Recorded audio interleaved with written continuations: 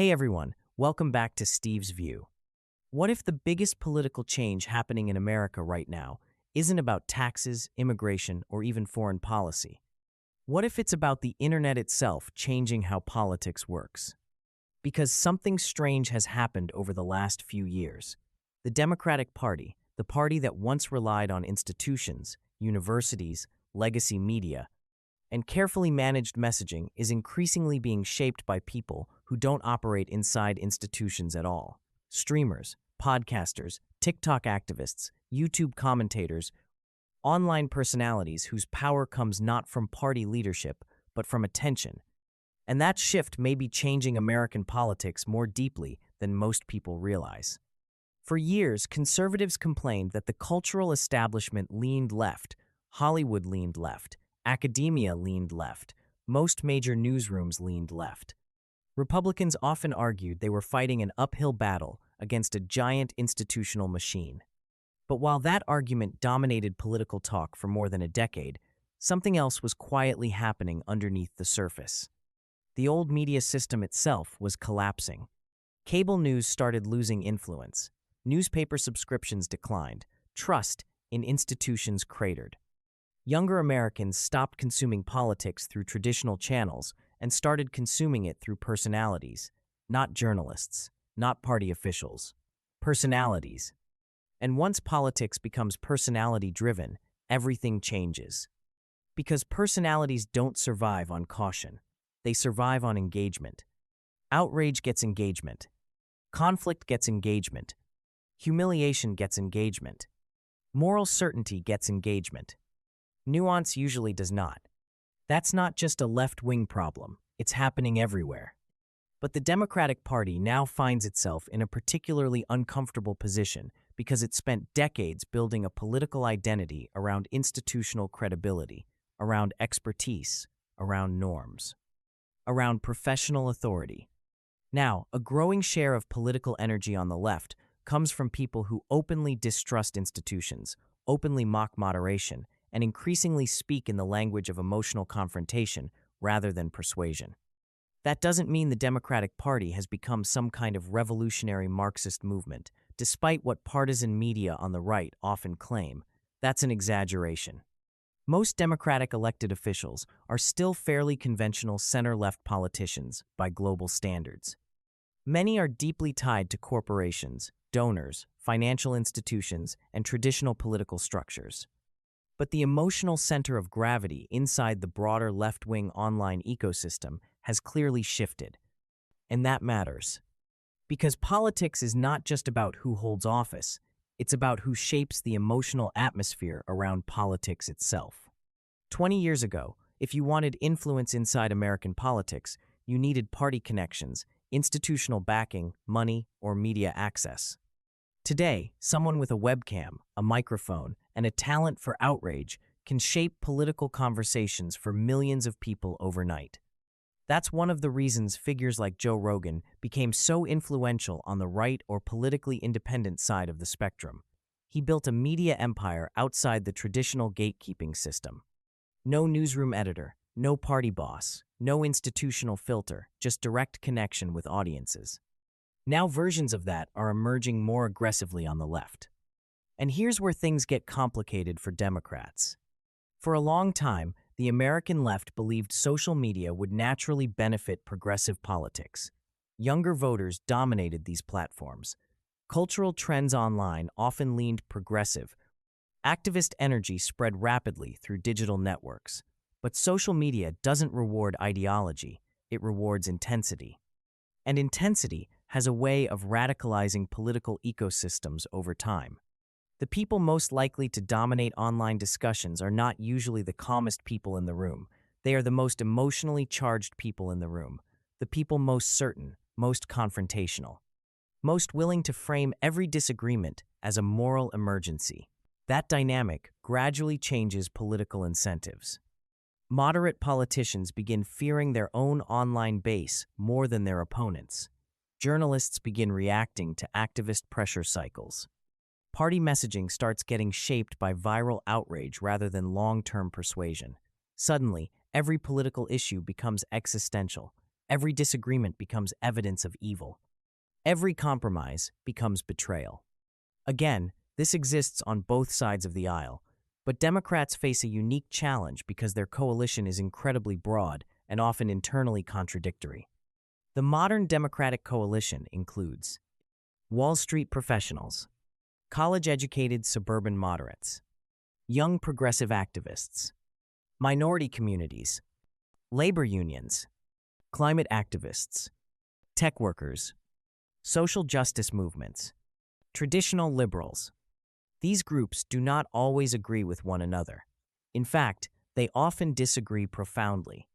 And social media intensifies those contradictions because online platforms reward the loudest faction inside a coalition, not necessarily the largest faction.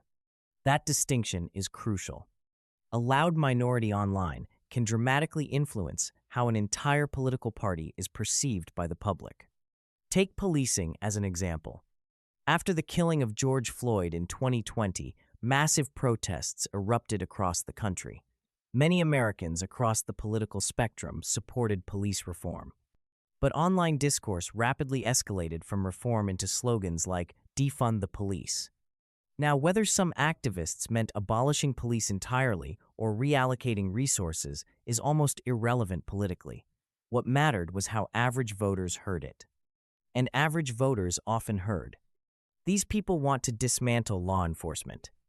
Republicans immediately seized on that messaging because emotionally extreme slogans are politically useful to opponents. Once a party becomes associated with its most radical-sounding voices, moderates become nervous.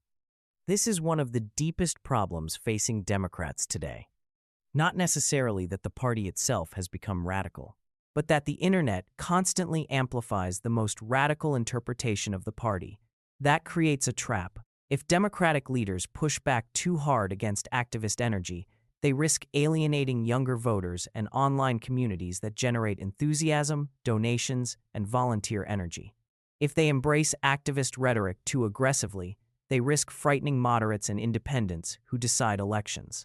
And the internet makes this balancing act harder every year. Because online political ecosystems are not built for coalition management, they are built for tribal reinforcement. Algorithms reward content that keeps users emotionally engaged. Anger keeps people engaged. Fear keeps people engaged. Moral outrage keeps people engaged. Calm compromise does not. This is why politics increasingly feels emotionally exhausting, not because Americans suddenly became irrational overnight, but because the information system itself now rewards emotional escalation. In many ways, America's political institutions were designed for a slower information age, an age where newspapers published once a day, where politicians had time to deliberate, where outrage cycles faded more slowly. Now, political narratives can explode globally within hours. A clipped video, a tweet, a live stream, a viral accusation. Entire reputations can be reshaped instantly, and politicians have adapted to this environment. Many now behave less like traditional lawmakers and more like content creators. Their success depends increasingly on attention economics. That's one reason younger political figures often communicate very differently from older politicians. They understand that visibility itself has become political power. In the old system, party leadership controlled visibility. Now algorithms control visibility. And algorithms favor emotional intensity. This creates another major problem: the collapse of gatekeepers. For decades, traditional media institutions acted as filters, imperfect filters, biased filters, sometimes deeply flawed filters, but filters nonetheless. Editors decided what entered mainstream discourse. Now there are almost no barriers. That democratization has obvious benefits. More voices can be heard. Independent creators can challenge establishment narratives. Alternative viewpoints can flourish. But it also means emotional extremism spreads faster than ever before. The incentive structure online pushes creators towards stronger language, harsher framing, and more dramatic conflict because moderation often disappears in algorithmic competition.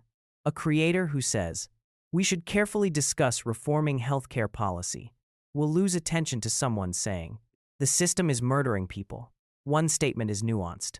The other is emotionally explosive. Guess which one travels farther online? This is not unique to left-wing politics. Conservative media ecosystems experience similar dynamics. In fact, Republicans arguably entered this phase earlier through talk radio, partisan cable media, and eventually online populist platforms. But Democrats long believed institutional legitimacy would protect them from these forces. It didn't. Now, many establishment liberals appear deeply uncomfortable with the political culture emerging around them. They often dislike the rhetoric coming from online activists, but are also afraid of openly confronting it. Why? Because activist energy increasingly dominates digital attention, and digital attention increasingly shapes primaries. That's the key. In American politics, the biggest threat to many politicians isn't the general election anymore. It's getting destroyed in a primary by an energized ideological base. Social media magnifies that fear. A viral outrage campaign can pressure politicians within hours. Online activists can mobilize donor networks rapidly. Narrative pressure builds instantly. Even if online activists represent only a minority of voters, they can still exert disproportionate influence because they are hyper-engaged. Meanwhile, ordinary voters are often less politically active online, less ideologically rigid, and less interested in daily outrage cycles. This creates a representation distortion. The loudest voices online start appearing larger than they actually are. But perception matters in politics, and Republicans have become increasingly effective at portraying the Democratic Party through the lens of its most controversial online activists. Sometimes unfairly, sometimes strategically, but often effectively. At the same time, Democrats frequently attempt the same strategy against Republicans by highlighting the most extreme MAGA rhetoric, conspiracy theories, or inflammatory personalities. Both sides are trapped in a feedback loop where the most emotionally provocative examples define public perception. And the media ecosystem accelerates it because outrage drives ratings. This is one reason American politics increasingly resembles entertainment culture. Politics now operates inside the same attention economy as celebrity drama, influencer culture, and viral content.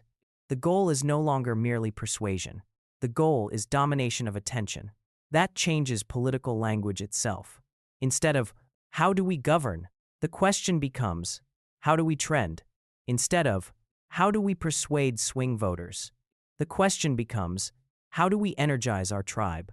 And tribal energy almost always rewards emotional purity over practical compromise. This may be one of the biggest long-term threats to democratic stability in America. Not because one side is uniquely evil, but because the system increasingly rewards the worst incentives in everyone. There's another important point here that often gets missed. Many Americans assume rising polarization is mainly ideological, but a large part of it is psychological and technological. Most Americans are not reading detailed policy papers every day.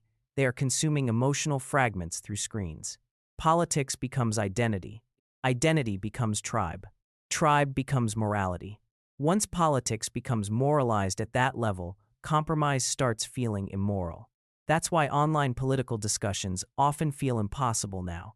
People aren't arguing over tax rates. They're arguing over whether the other side is fundamentally good or fundamentally dangerous. And social media amplifies that instinct constantly. A platform that rewards rapid emotional reaction naturally discourages patience and complexity. You don't get rewarded for saying, well, this issue is complicated. You get rewarded for certainty. That certainty can become intoxicating, especially for younger audiences searching for identity, meaning, and belonging in an increasingly fragmented society. Online political communities provide all three. They provide language. They provide enemies. They provide moral clarity. They provide emotional community. That's powerful. In some ways, modern online politics functions almost like a substitute religion for many people. And that emotional intensity can push movements further toward absolutism over time. Again, this phenomenon exists across the political spectrum. But Democrats currently face a difficult strategic dilemma because their leadership structure and donor structure are still relatively institutional, while much of their activist energy increasingly comes from decentralized online movements. Those worlds often speak different languages. Institutional Democrats talk about procedure, governance, policy frameworks, coalition building. Online activists talk about moral urgency, systemic oppression, emotional justice, and confrontation. Those are not easily compatible communication styles. And when conflicts emerge between them, politicians often end up trying to satisfy both audiences simultaneously, usually unsuccessfully. This may explain why so much democratic messaging sometimes appears internally inconsistent. One day, the party emphasizes moderation and stability. The next day, it appears pulled toward activist rhetoric that alarms swing voters. That contradiction is not accidental. It reflects a real internal struggle. And Republicans are watching carefully because they understand something important. If Democrats become too identified with online activist culture, they may lose the political center.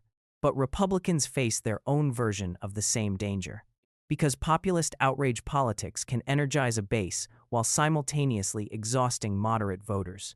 America's deeper problem may not be left-wing radicalization or right-wing radicalization alone. It may be that the internet systematically radicalizes political ecosystems over time by rewarding emotional escalation. The old political system rewarded organization. The new system rewards virality. That changes everything. And there may be no easy way back. Because once politicians become dependent on algorithmic attention, they adapt their behavior accordingly. The incentive structure becomes self-reinforcing. More outrage creates more engagement. More engagement creates more influence. More influence rewards more outrage. Eventually, entire political cultures start operating inside permanent emotional escalation cycles. That's where America increasingly seems to be heading. And perhaps the most important thing to understand is this. The internet did not create tribalism. Human beings were always tribal. What the internet did was industrialize tribalism. It automated it, scaled it, monetized it, and turned it into the central engine of modern political media. That's why every controversy now feels apocalyptic. Every election feels existential. Every disagreement feels catastrophic. The system rewards emotional maximums. So when people ask whether Democrats are becoming too radical, the answer is more complicated than partisan narratives suggest. The Democratic Party is not secretly transforming into a revolutionary communist movement, but the broader online political environment surrounding the party is becoming more emotionally intense, more ideologically performative, and more shaped by attention incentives than traditional governance. And the same is true, in different ways, for Republicans. The deeper story is not simply the left is radicalizing. The deeper story is that American politics itself is being reshaped by digital media incentives faster than its institutions can adapt. That may be the real crisis. Because democracies require compromise. They require patience. They require legitimacy. They require some shared reality. But the modern internet often rewards the exact opposite. It rewards certainty over humility, performance over deliberation, conflict over consensus, identity over persuasion. And unless that changes, America may continue drifting toward a political culture where winning attention matters more than governing effectively. At that point, elections stop becoming debates over policy. They become permanent emotional wars for dominance inside an algorithm-driven media battlefield. And honestly, that transformation may already be well underway. Thanks for watching.